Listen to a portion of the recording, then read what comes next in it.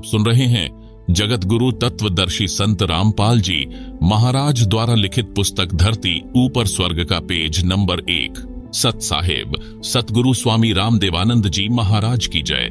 यह पुस्तिका मानव समाज के लिए वरदान से कम नहीं है। परमेश्वर कबीर जी की दया। धरती ऊपर स्वर्ग। जो जगत तथा भक्त भक्त मति इस पवित्र पुस्तिका को पढ़ेंगे सुनेंगे वे परमात्मा के कृपा पात्र बनेंगे। जो नहीं पढ़ेंगे सुनेंगे वे पाप के भागी होंगे। परंपराओं की झूठी शान के नीचे दबकर मरते रहेंगे। संत रामपाल दास। जीव हमारी जाति है, मानव धर्म हमारा।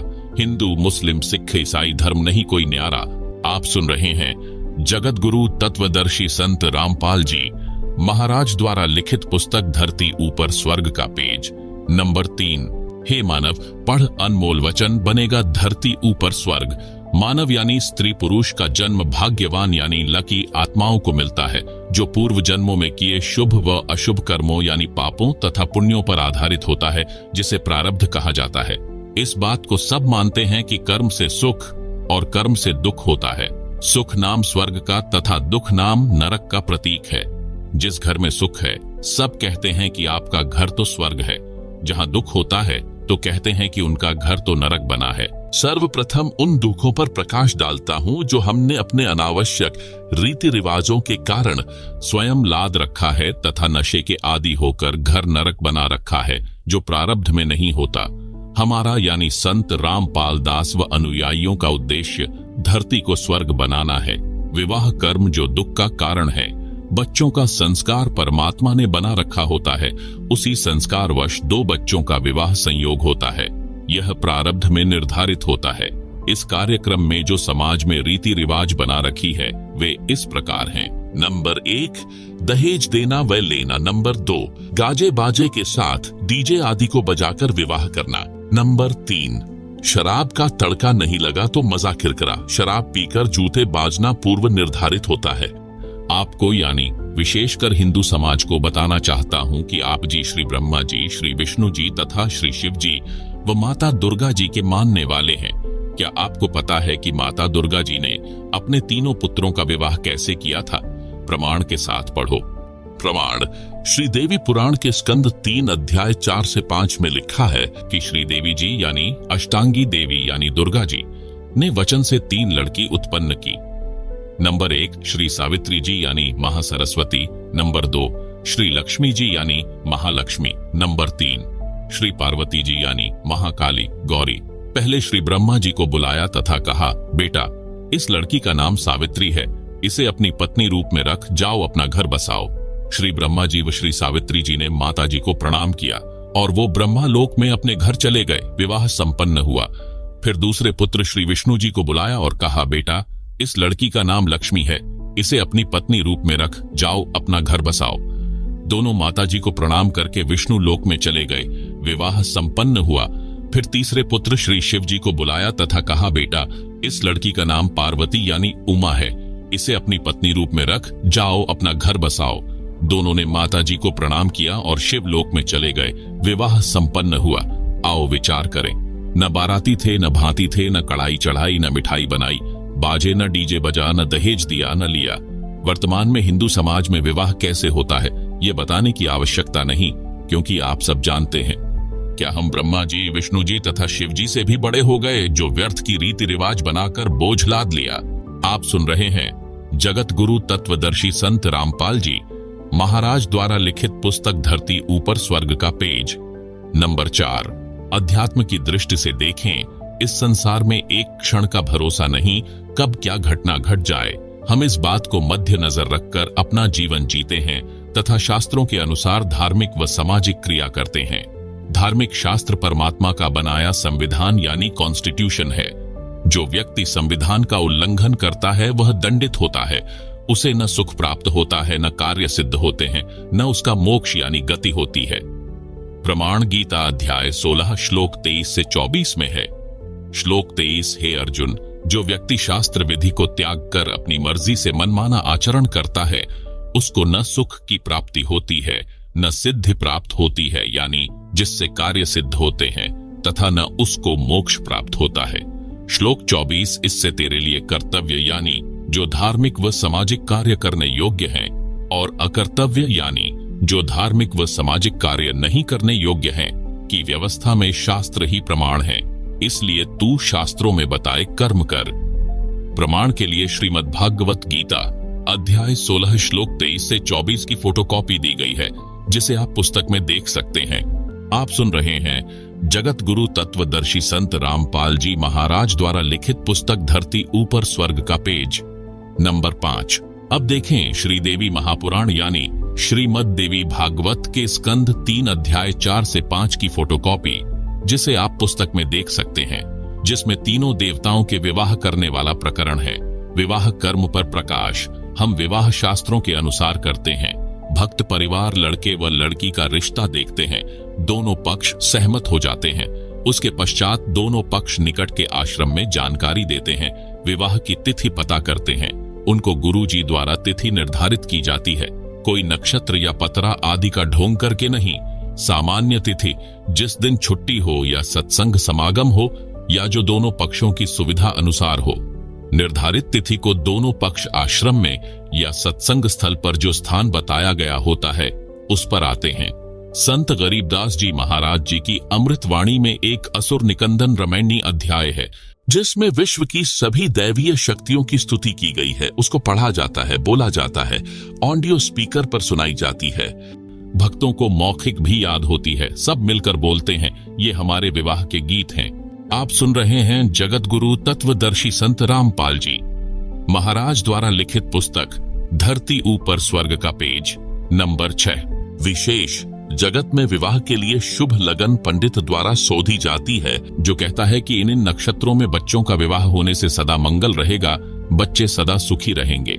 परमात्मा कबीर जी कहा करते कि बच्चों के जो कर्म में लिखा है वह अवश्य मिलता है, इस लगन से कोई बचाव नहीं होता। उदाहरण दिया करते, कबीर वशिष्ठ मुनि से त्रिकाली योगी सौध कर लग्न धरे, सीता हरण मरण दशरथ का, बन बन राम फिरे।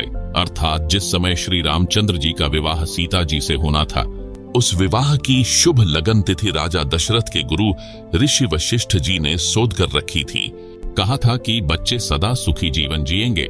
विवाह के तुरंत बाद कैसी दुर्गति परिवार की तथा दोनों पति पत्नी यानी श्री रामचंद्र जी व सीता जी की हुई। श्री रामचंद्र जी को 14 वर्ष का वनवास मिला। उस दुख में राजा दशरथ चौबारे पर चढ़कर श्री रामचंद्र यानी अपने प्रिय पुत्र को वन में जाते देख रहा था। पैर फिसल गया, जमीन पर गिरकर मर गया। श्री राम व सीता बन बन में भटके। सीता जी 12 वर्ष रावण की जेल में रही, एक बाग में रखी गई।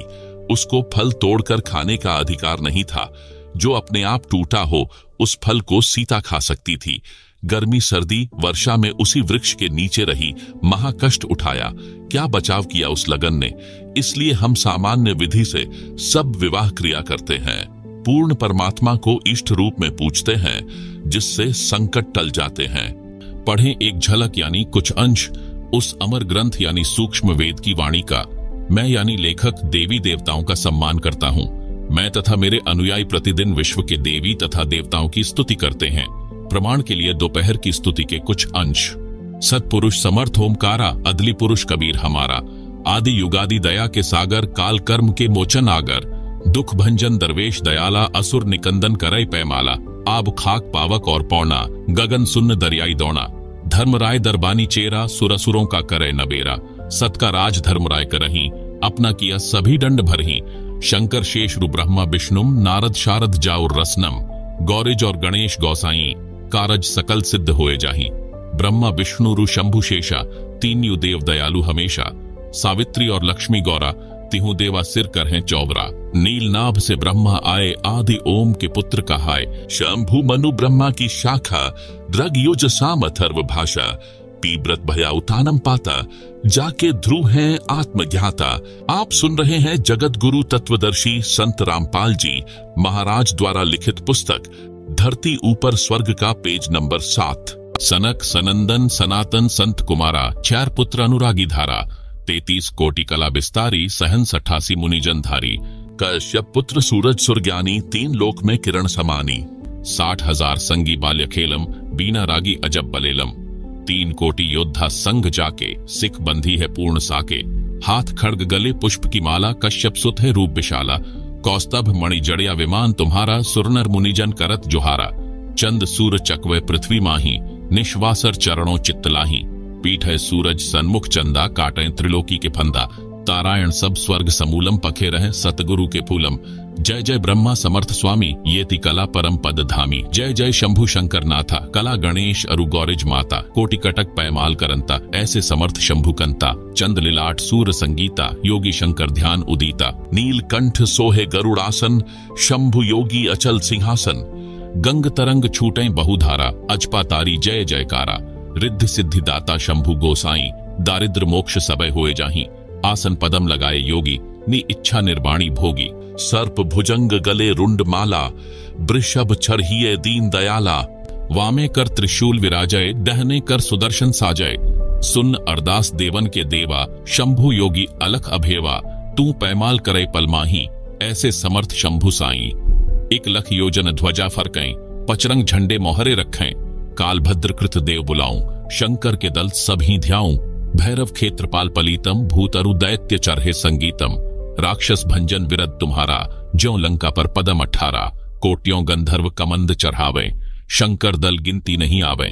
मारें हाक दहाक चिंघारें, अग्नि चक्र बान्नो तंजारें। कंप्या शेष धरणी थर्रानी, जा दिन लंका घाली घानी। तुम शंभु ईशन के ईशा, वृषभ चढ़िए बिस्वे बीसा। इंद्र कुबेर और वरुण बुलाऊं, रापति सेत सिंहासन ल्याऊं। इंद्र दल बादल दरियाई, 96 कोटि की हुई चढ़ाई। सुरपति चढ़े इंद्र अनुरागी, अनंत पदम गंधर्व बड़ भागी। कृष्ण भंडारी चढ़े कुबेरा, अब दिल्ली मंडल बोहरियों फेरा। वरुण विनोद चढ़े ब्रह्म ज्ञानी, कला संपूर्ण 12 बाणी। आप सुन रहे हैं जगत गुरु तत्वदर्शी संत रामपाल जी महाराज द्वारा लिखित पुस्तक धरती ऊपर स्वर्ग का पेज नंबर 8। धर्मराय आदि युगादि चेरा, 14 कोटि कटक दल तेरा। चित्रगुप्त के कागज माही, जेता उपज्या सतगुरु साई। सातों लोकपाल का रासा, उर्मे धरिये साधु दासा। विष्णु नाथ है असुर निकंदन, संतों के सब काटे फंधन। नरसिंह रूप धरे घुर्राया, हिरणांकुश को मारण धाया। शंख चक्र गदा पदम विराजय, भाल तिलक जाके और साजय। वाहन गरुड़ कृष्ण असवारा, लक्ष्मी ढोरई चंबर अपारा। रावण अहिरावण से मारे, सेतु बांध सैन्ना दल त्यारे। जरा सिंह और बाली खपाए, कंस केसी चानौर हराए। कालीदह में नागिना था, शिशुपाल चक्र से काटिया माथा। काले वन मथुरा पर धाए, 18 कोटि कटक चढ़ाए। मुचकंद पर पीतांबर डारिया, काले वन जहां बेग सहारा। परशुराम 52 अवतारा, कोई न जाने भेव तुम्हारा। संखासुर मारे निर्वाणी, 12 रूप धरे प्रवाणी। राम अवतार रावण की बेरा, हनुमंत हांका सुनी सुमेरा। यह संपूर्ण पाठ 125 + 8 बराबर 133 वाणियों का है, जो केवल वाणी है। केवल 17 मिनट में पढ़ा जाता है। हमारे विवाह में केवल 17 मिनट लगती है। एक देशी घी की ज्योति भी विवाह मंडप पर जलाई जाती है, जो हवन का काम करती है। वेदों के मंत्रों में भी यही बताया है। प्रमाण ऋग्वेद मंडल 9 सूक्त 86 मंत्र 10 में ज्योति यज्ञ का आदेश है तथा प्रमाण है। लकड़ी जलाकर हवन नहीं करना है। यह मनमाना आचरण है, जिसमें प्रदूषण अधिक होता है। ऋग्वेद मंडल 9 सूक्त 86 मंत्र 10। ज्योति यज्ञस्य पवते मधुप्रियम पिता देवानाम जनिता विभु वसुः दधाति रत्नम स्वधयोर्पीच्यम मदिन्तम मत्सरः इंद्रियः रसः। यथार्थ अनुवाद विभु वसु यानी भिन्न भिन्न स्थानों सत्यलोक, अलख लोक, अगम लोक तथा अकह लोक में निवास करने वाला। प्रियम पिता यानी प्रिय परम पिता परमेश्वर। देवानाम जनिता यानी सर्व आत्माओं व देव रूप आत्माओं का उत्पत्ति करने वाला है। उससे मधु यानी सर्व सुख प्राप्ति के लिए ज्योति यज्ञस्य यानी ज्योति यज्ञ का अनुष्ठान करे, जो पवते यानी पवित्र विधि है, अर्थात आत्मा को शुद्ध करता है, जिस कारण से साधक को परमेश्वर स्वदयोर्पीच्यम यानी इस लोक तथा परलोक के मदिन्तम मत्सर परम शांति रूप पूर्ण मोक्ष तथा इंद्रिय रस यानी इंद्रियों के आनंद रूप रत्नम यानी पूर्ण मोक्ष रूपी अनमोल रत्न दधाति यानी प्रदान करता है। हमारे विवाह में न वरमाला डाली जाती है, न भांति व बाराती बुलाए जाते हैं। केवल दोनों परिवारों के सदस्य तथा रिश्तेदार स्वयं आना चाहें तो आ सकते हैं। निमंत्रण पत्र नहीं भेजा जाता। सब आने वालों का भोजन का खर्चा आश्रम की ओर से किया जाता है। विवाह में दोनों का 1 रुपया भी नहीं लगता। आप सुन रहे हैं जगत गुरु तत्वदर्शी संत रामपाल जी महाराज द्वारा लिखित पुस्तक धरती ऊपर स्वर्ग का पेज नंबर 9। विशेष बच्चों को रोकने के लिए यानी सगाई करने के लिए 1 रुपया भी लेन देन नहीं किया जाता।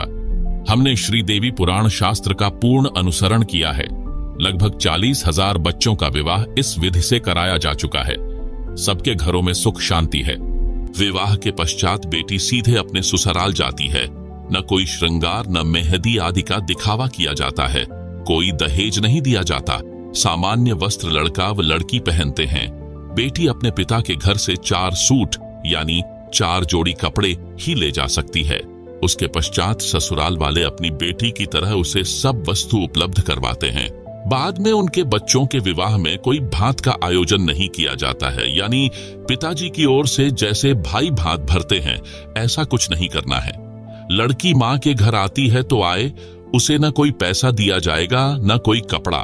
वह बेटी खुद ही मना कर देती है कि हम भक्त हैं, यह लेन देन अगले जन्म का बीज बोता है, वह हमें नहीं लेना है।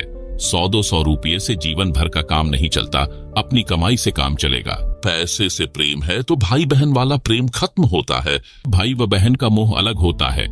पैसा बीच में आने से वह निर्मल नाता नहीं रहता। कभी न कभी मन में दोष आएगा, इसलिए हम निर्मल नाते को और पवित्र रखते हैं।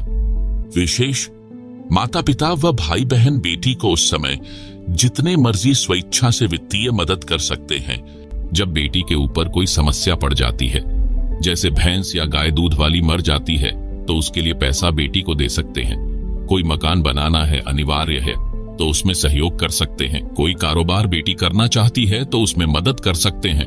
उनको वापस लेने का कभी नाम भी नहीं लेना है। बेटी की तमन्ना रहे कि मैं अपने भाई पिता का एक एक पैसा लौटाऊंगी। यदि परमात्मा ने इस योग्य बना दी तो ऐसा लेन देन दोनों पर कर्ज रूप नहीं बनता, अगले जन्म का कारण नहीं बनता। बेटी का हक पिता की संपत्ति में बेटों के समान होता है। भक्तमती बहन उसे नहीं लेगी। माता पिता भाई उपरोक्त आवश्यकताओं में उसी दृष्टिकोण से बेटी बहन की सहायता कर सकता है। इसको अन्य को बताना नहीं, यानी यह परंपरा न बन जाए, इसलिए उधार रूप में दे लेने का मन न रहे। इस शास्त्रोक्त विवाह के लाभ। नंबर 1, बेटी अपने बाप भाइयों भाभियों पर बोझ नहीं बनती। शास्त्र विधि त्याग कर मनमाने आचरण से किए जाने वाले विवाह की हानि। नंबर 1, बेटी माता पिता के लिए बोझ बन जाती है जो खुद गलत रीति रिवाजों से बनाई है। बेटी को गर्भ में ही मारने लग गए हैं। यह गलत रीति रिवाजों की देन है। नंबर 1, विवाह में अनाप शनाप खर्च लोकलाज में करना पड़ता है। जिनके पास माया है वे लोग समाज में बिगाड़ पैदा करते हैं। बेटी के विवाह में दहेज रूप में सोफा सेट, कुर्सी, मेज, बर्तन, मोटरसाइकिल, महंगी महंगी कार देना, गाजे बाजे, डीजे बजवाना, नाचना, गंदे गंदे गाने चलाना, शराब आदि का सेवन करवाना, मोटी धन राशि दान में देना जो व्यर्थ की बकवास है। विवाह लड़का लड़की का होना है जो उसमें नाचते गाते हैं, खुशी मनाते हैं। वे व्यर्थ के पापड़ बेलते हैं, उनको क्या मिलता है। आप सुन रहे हैं जगत गुरु तत्वदर्शी संत रामपाल जी महाराज द्वारा लिखित पुस्तक धरती ऊपर स्वर्ग का पेज नंबर 10। हास्यपद उदाहरण। एक व्यक्ति कर्मचारी किराए के मकान में रहता था। उसका एक दोस्त भी उसी शहर में अन्य कॉलोनी में किराए पर रहता था। उस मकान मालिक के लड़के का विवाह हुआ तो किराएदार का जीवन न्योता यानी खाने का बुलावा दिया। किराएदार के पूरे परिवार ने मिठाई का आनंद लिया। वह व्यक्ति अपने दोस्त के पास उसके मकान पर गया तो उसे पता चला कि इस दोस्त के मकान मालिक के लड़के का विवाह निकट ही है। उसने अपने दोस्त से कहा कि यार, तेरे मकान मालिक के लड़के का विवाह है। दोस्त पंजाबी भाषी था, बोला मैनू की यानी विवाह मकान मालिक के लड़के का है, मेरे को क्या लेना देना, होता रहेगा। दोस्त बोला यार तू समझा नहीं, लड्डू मिलेंगे तेरे को खाने को, तेरा भी न्योता होगा। वह बोला तैनू की यानी लड्डू मैं खाऊंगा, तू क्यों टेंशन ले रहा है। इसी प्रकार विवाह तो लड़के लड़की का होगा, यानी लड़के को पत्नी मिलेगी, घर बसेगा। उन नाचने गाने डीजे पर कूदने वालों को की यानी क्या मिलेगा। माया के मस्करों द्वारा समाज बिगाड़ दिया गया है। एक परंपरा पड़ चुकी है। कुर्सी, मेज, मोटरसाइकिल, अगली पिछलियों के कपड़े। बेटी को संतान होती है, उसमें पीलिया रूप दहेज, त्योहारों के समय सिंधारे कोथली, उल्टा सुल्टा सामान उठाए फिरते हैं। हमारे विवाह में यह कुछ भी नहीं होता। एक भक्त ने हमारे मिशन से जुड़ने से पहले एक लड़की का विवाह किया। उसने बताया कि हमारे पड़ोस में एक व्यक्ति ने बेटी का विवाह किया। उसमें सोफा सेट, बर्तन, मोटरसाइकिल, ढेर सारे कपड़े जो नुमाइश की तरह दिखाए गए थे, दिए, बाजे गाजे के साथ डीजे का धमाल मचाया गया। आसपास में चर्चा चली कि फलाना व्यक्ति ने सबके ऊपर हाथ फेर दिया, यानी गांव में सबसे अधिक खर्च किया है। मेरी लड़की भी जवान थी, मैं भी लड़का खोज रहा था। उस विवाह को देखने मेरी बेटी भी गई। उसने अपनी माता को बताया कि सुमन के डैडी ने कुर्सी, मेज, सोफा सेट, मोटरसाइकिल, बर्तन, इतने कपड़े आदि आदि दिए हैं। सारा गांव सराहना कर रहा है। माँ, मेरे पापा के पास तो इतना कुछ करने को नहीं है, हम तो गरीब हैं। यूं कहकर बेटी रोने लगी, उठकर अलग कमरे में चली गई। कई देर रोई। माँ ने समझाया कि बेटी, किसी की रीस थोड़ी की जाती है। बेटी की माता ने मेरे को बताया कि बेटी सुमन का विवाह यानी फेरे देखकर आई थी। ऐसे ऐसे बोली और रोने लग गई। मेरी आंखें भर आईं। सारी रात नींद नहीं आई। विचार किया कि बेटी की आत्मा नहीं दुखने दूंगा, कुछ तो करूंगा। लड़की का रिश्ता पक्का हो गया। मैंने अपना 1.25 एकड़ खेत बेचा। लोकलाज का निर्वाह करते हुए सोफा सेट, कुर्सी, मेज, मोटरसाइकिल, ढेर सारे कपड़े यानी घातन लाया। बेटी खुश हुई, विदा कर दी। लड़का बहन को लेने गया तो बताया उस बेटी की 3 जेठानी थी, साझा परिवार था। उनका वो मेरी बेटी वाले सोफा, कुर्सी सब एक कमरे में ऊपर नीचे भरे थे। कहीं ठीक से रखने का स्थान भी नहीं था। कबाड़ इकट्ठा कर रखा था। नाम दीक्षा लेने के बाद 2 बेटियों का विवाह किया। एक पैसा भी खर्च नहीं हुआ। दोनों बेटी सुखी हैं। यदि पहले यह ज्ञान होता तो क्यों जमीन बेचता? जिसके पास जमीन बेचने को नहीं है वह मनमाना आचरण करके किए जा रहे। विवाह कर्म में किसी से ब्याज पर रुपये लेता है, फिर कर्ज के बोझ तले दबा रहता है। दिन का चैन, रात्रि की नींद समाप्त रहती है। इसी बोझ को ढोता ढोता मर जाता है। सारा जीवन नरक बना रहता है। आप सुन रहे हैं जगत गुरु तत्वदर्शी संत रामपाल जी महाराज द्वारा लिखित पुस्तक धरती ऊपर स्वर्ग का पेज नंबर 11। एक सत्य वार्ता। एक आर्मी मैन से दास की ज्ञान चर्चा हुई, जो हमारे भक्त का रिश्तेदार था। उसके आग्रह से मेरे पास आया था। वह फौज से रिटायर होकर पुलिस में हवलदार लगा था। सरकारी नौकरी थी। जब ज्ञान चर्चा होती है तो हम विवाह पर भी चर्चा अवश्य करते हैं। भक्त ने जो उसे लाया था बताया कि इस हवलदार जी ने अभी 1 महीना पहले बड़ी बेटी का विवाह किया है। 21 लाख रुपए लगाए हैं। उसके 3 बच्चे बताए। बड़ी लड़की जिसका विवाह अभी किया था, बीच में बेटा और छोटी बेटी। दास ने कहा कि जो कुछ फौज से लाए थे वह तो प्रथम विवाह में लगा दिया, जो 20 वर्ष की कमाई थी। अब आपकी 50 वर्ष के आसपास आयु है। छोटी बेटी के लिए इतने रुपए कहां से लाओगे? वह हवलदार बोला कि फौज वालों से काम नहीं चला, कर्जा भी लेना पड़ा। मैंने उससे पूछा कि इतना खर्च करना ठीक नहीं, देखकर अपनी हैसियत के अनुसार खर्च करना चाहिए। वह बोला कि लड़का यानी दामाद बैंक में नौकरी करता है, बेटी भी अच्छी पढ़ी है। बेटी तो सदा सुखी रहेगी, हमारी तो देखी जाएगी। मैंने कहा कि बेटी के कर्म में सुख है तो मिलेगा, दुख है तो पैसे से सुख नहीं खरीदा जा सकता। दास ने एक उदाहरण सुनाया। हवलदार कुछ बोलता, उससे पहले ही मैं शुरू हो गया। बताया कि मैं जेई जूनियर इंजीनियर की नौकरी सिंचाई विभाग में करता था। हमारा एक MD IAS अधिकारी था। उसकी रिटायरमेंट निकट थी। उसने लड़की का विवाह किया। उसने सन 1988 में 3.5 लाख रुपए लगाए, जो वर्तमान के 1 करोड़ के समान थे। वह रिटायर हो गया। विवाह के 1 वर्ष बाद बेटी का तलाक हो गया। वह अधिकारी टेंशन में रहने लगा। जो कमाया था लगा दिया। बेटी सुखी रहेगी। न बेटी सुखी रही न स्वयं। उसी चिंता में हार्ट अटैक यानी दिल का दौरा हो गया, मर गया साहब। हवलदार तैश में आकर बोला कि जो विवाह तुम करते हो उनका तलाक नहीं होता। मैंने कहा बहुत कम होता है। यदि तलाक हो भी गया तो हमारा कौन सा 21 लाख लगा है। 10 दिन बाद बेटी का फिर विवाह कर देंगे, चवन्नी लगनी नहीं। यह सुनकर उसका अफारा सा उतर गया। बोला, यह बात तो सही है, मानने की है। मानना कहाँ था। झूठी लोग दिखावा परंपरा के बोझ के नीचे से निकलना आसान नहीं है। हमारा ज्ञान सुनकर विचार करके बात समझ में आती है। 3 महीने बाद वह भक्त आया जो उस फौजी साहब को लाया था। उसने बताया कि वह रिश्तेदार हवलदार हार्ट अटैक से मर गया, सुबह मरा पाया। मैंने कहा, यह तो स्पष्ट दिखाई दे रहा था। अब भात रूपी परंपरा पर प्रकाश डालता हूं। गांव में दास ने सुना था, बड़े बूढ़े मजाक मजाक में कहा करते कि छोरी यानी बेटी की तो जावा भी सेध है, यानी लड़की की तो संतान भी दुख देती है। जब भात आ जाता है उस समय इस बात को कहते सुना करते। हालांकि दिल खोलकर भात में रुपये खर्च करते थे। इस बात का ध्यान रखते थे कि लड़की को किसी की सुननी न पड़े, इसलिए चोखा यानी बढ़िया खर्च करते थे। आप सुन रहे हैं जगत गुरु तत्वदर्शी संत रामपाल जी महाराज द्वारा लिखित पुस्तक धरती ऊपर स्वर्ग का पेज नंबर 12। अब भी करते हैं, परंतु वह पैसा व्यर्थ खर्च होता था। जो नगद देते वह तो काम आ जाता है, जो कपड़े आदि पर खर्च किए वह व्यर्थ है। यह भी देखा गया है कि 2 या 3 भाई हैं, वे पैसे इकट्ठे करके भात का जुगाड़ करते हैं। कुल मिलाकर भात को एक बोझ के रूप में माना जाता है। जिस बहन के भाई नहीं है उसके बच्चों का विवाह होता है, वह किसके घर भात न्योतने जाए। उस समय वह बेटी घर में छुप छुप कर रोती है।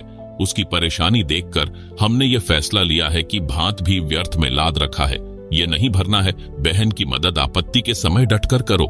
सुनते हैं कि उसके भाइयों ने 21,000 रुपये का भात भरा है। एक के भाइयों ने 51,000 रुपये भात के भरे हैं। किसी गरीब की बेटी के भाई 1100 रुपये भी नहीं दे पाते। उस बहन की नजर झुकी रहती है। बेटी का निर्वाह अपने काम कमाई से होगा, भात या दहेज से सारे जीवन का काम नहीं चलेगा। आती जाती औरतें पता नहीं क्या क्या कहती हैं। वह बेटी अंदर अंदर बहुत दुखी रहती है, इसलिए इस परंपरा को विराम देना है। बेटी को सुखी करना है। बेटी किसी की मोहताज यानी आश्रित न रहे। उसको ज्ञान के आधार से मजबूत बनाया जाए, जैसा दास कर रहा है। लड़की आते ही भाभी कै त्योड़ी पड़ जाती है। मन मन में कहती है, आ गया 5-10 हजार का खर्च। तीसरे दिन बैठी रहती है। ऐसी बातें करती दास ने कई औरतें सुनी हैं जब छोटा था। हमारी बेटी बहन माता पिता भाई भाभी से मिलने आती हैं तो सम्मान के साथ पूरे डठोरे से आती हैं, अपनेपन के भाव से आती हैं, जैसे मेहमान आता है। 2 रोटी का खर्च रहता है। यदि माता पिता भाई भाभी पैसे या कपड़ा देना चाहें तो हाथ जोड़ लेती हैं। कहती हैं, हमने मान लिया, हमारे गुरुजी का आदेश नहीं है। आपने पाल पोष कर इतनी बड़ी की, पढ़ाई लिखाई में कोई कसर नहीं छोड़ी। अब उन बहन बेटियों के आने का भाभी भी इंतजार करती है। फोन करके भी लाड़ों में उल्हाने देती हैं, इसी क्यों भूलगी, आ जाया कर, हम भी कुछ लागे हैं तेरे। इस बात से बेटी का सिर ऊंचा होता है तथा सम्मान बढ़ता है। बेटी अपने भाई भतीजों के प्रति विशेष लगाव रखती है, अपनी आत्मा मानती है। इस लेन देन के व्यर्थ के दिखावे ने पवित्र रिश्तों में विष घोल रखा है। इससे कुछ सहारा बेटी को नहीं मिलता। अपनी कमाई से पूरा पटता है, यानी निर्वाह चलता है। हम परमात्मा कबीर जी की शरण में हैं। हमारी बेटियां और बेटे भी परमात्मा की शरण में हैं। भक्ति सेवा दान करते हैं। परमात्मा हर प्रकार से बरकत देता है। यदि किसी से ले लिया तो अगले जन्म में देना होगा। इसलिए हमारी बेटियां इस विश्वास पर डटी हैं, 1 रुपया भी नहीं लेती हैं। एक बेटी ने बताया, मैं जब नाम दीक्षा से पहले अपने घर जाती थी तो चलते समय भाई 100-200 रुपये देता था। मैं लेती थी। भाभी का स्वभाव अच्छा नहीं था, वह बाद में भाई के साथ झगड़ा करती थी। मेरी माताजी बताती थी, परंतु लालच नहीं छूटता था, पैसे लेती थी। सोचती थी कि जलती रहेगी जलने वाली। सब भाभी एक जैसी नहीं होती। कई तो अपनी ननंदों को मां से भी अधिक प्यार देती हैं। वे अच्छे खानदान की बेटी हैं। मेरी ननंद आती थी। मेरा पति भी बहन को रुपये देता था। दुख तो मुझे भी होता था। कह देती थी कि हाथ बोझकर काम कराकर इतना इतना रुपया दिया करें, घर भी तो देखना चाहिए।